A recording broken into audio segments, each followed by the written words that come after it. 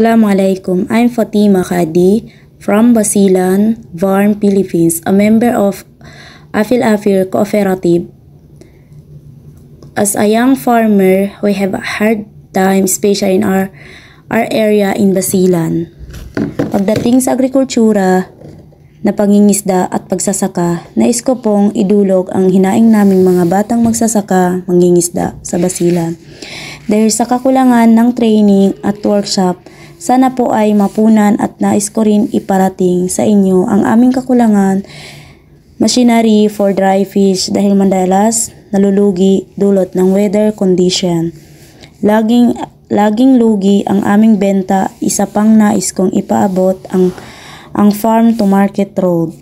Dahil sa transportation, dahil sa financial, sana po ay mapunan ang aming mga hinaing at matulungan ang aming cooperative product nang mabenta ng maayos. Maraming salamat.